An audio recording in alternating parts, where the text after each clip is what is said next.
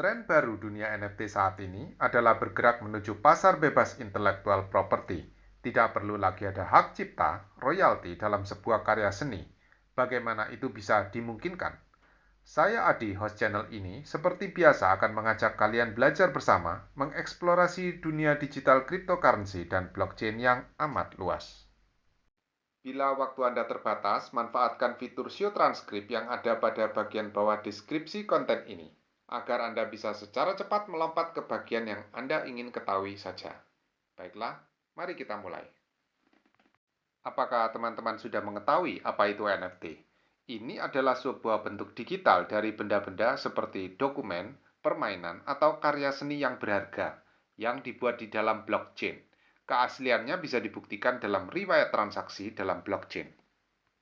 Bila teman-teman ingin mengetahui lebih jauh bagaimana NFT ini bisa dibuat, teman-teman bisa menonton pada konten yang linknya saya sediakan di kanan atas layar Anda dan deskripsi konten ini. Sebelum teknologi blockchain ini ditemukan, semua pencipta karya seni atau penemu pastinya akan melindungi karya cipta dari penjiplakan oleh orang lain. Karya cipta bisa dilindungi oleh undang-undang kekayaan intelektual agar tidak dipalsukan, sehingga pembuat aslinya tidak kehilangan sumber pendapatan atas karya mereka.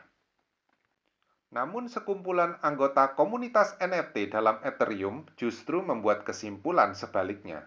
Dengan mengubah permainan persaingan menjadi permainan bersama dan memperkenalkan dengan melibatkan sebanyak mungkin orang masuk di dalam NFT, orang akan lebih berpengetahuan, makin memahami value, dan makin banyak pengguna tentu akan menaikkan nilai tambah dari komunitas itu sendiri. Ujung-ujungnya adalah nilai token atau koin dalam komunitas itu juga makin menjadi lebih berharga. Itulah keindahan dan idealisme desentral Web3 dan smart contract. Teman-teman yang belum paham apa itu Web3 bisa menonton konten saya mengenai Filecoin dan IPFS yang linknya saya berikan di kanan atas layar Anda. Creative Commons Zero atau disebut CC0 adalah platform untuk para peneliti, edukator, artis, dan kreator, serta pemilik hak cipta atau konten berisi data terlindungi untuk mengabaikan kepentingan dalam kerja mereka sehingga orang lain dapat secara bebas membuat, meningkatkan, menggunakan ulang pekerjaan-pekerjaan itu untuk tujuan apapun tanpa hambatan di bawah hukum hak cipta atau database. Jadi platform ini mengizinkan orang untuk menggunakan apapun di dalamnya secara bebas karena sudah diizinkan penciptanya. Dengan adanya platform yang jelas seperti Creative Commons Zero atau CC0 ini, siapapun bebas bisa mencari informasi apapun di dalam platform ini tanpa perlu bingung berurusan dengan hukum. Siapapun yang membutuhkan materi untuk pendidikan atau bahkan untuk komersial bisa saja langsung ke CC0 tanpa perlu lagi meminta izin lisensi dan lain-lain dari penciptanya. Teman-teman bisa menemukan platform ini di link yang saya berikan di deskripsi konten ini. Namun CC0 ini hanya bisa digunakan untuk karya kita sendiri ya. Kita tidak boleh meniru karya orang lain lalu kita masukkan ke dalam CC0 ini. Kecuali kita punya hak tertentu untuk memasukkan karya orang lain. Jadi yang bisa masuk dalam CC0 ini pastinya adalah produk original kita yang dilindungi oleh hak cipta dan pembatasan-pembatasan minimal di satu negara, meskipun di negara lain bebas. Jadi ini semacam pernyataan bahwa kalau kita bisa memasukkan sesuatu di CC0 ini, berarti kita memang punya karya original yang diakui di minimal satu negara. Saat ini sudah banyak situs yang memanfaatkan platform CC0 ini. Di antaranya adalah Europeana, perpustakaan digital Eropa berisi segala kebudayaan digital dan karya seni. Figshare mengizinkan peneliti mempublikasikan hasil penelitian mereka sehingga mudah dikutip, dicari, dan dibagikan. Open Goldberg Variations adalah database untuk musisi, public domain untuk karya Bach's Goldberg Variations. Lalu ada Kickstarter Project, menciptakan rekaman berkualitas studio. Lalu ada juga Metropolitan Museum Art, yaitu sebuah domain publik berisi koleksi gambar digital sebanyak 375.000 buah pada 420.000 benda-benda museum dalam rentang 5.000 tahun sejarah peradaban manusia. Sementara itu di dunia kripto NFT sendiri, beberapa proyek telah bergabung dalam CC0, diantaranya adalah proyek Moonbirds dan koleksi Oddities NFT mereka. Seperti halnya CC0 Project lainnya, Moonbirds mengandalkan keunggulan Ethereum blockchain untuk membuktikan pencipta NFT aslinya.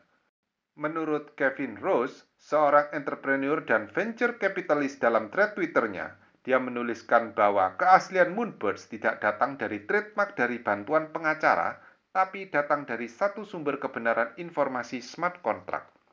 Sementara itu, seorang artis NFT punya pseudonimus atau nama samaran Xcopy mengetweet bahwa mereka juga akan membuka karya-karya seni untuk domain publik.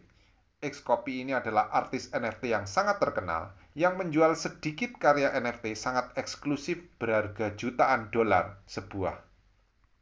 Teman-teman yang belum tahu seperti apa itu karya Xcopy bisa menonton konten saya mengenai ini di link di kanan atas layar Anda dan di deskripsi konten ini. Xcopy ini punya ciri khas dalam karya dia, tema-tema eksplorasi mengenai dunia distopia, kritik sosial, dan kematian.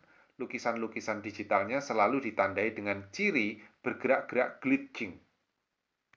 Nouns adalah sebuah proyek NFT yang melelang satu NFT per hari dan memberikan pemiliknya hak suara pada kas DAO atau Decentralized Autonomous Organization mereka. Adalah juga salah satu proyek CC0 terbaik saat ini.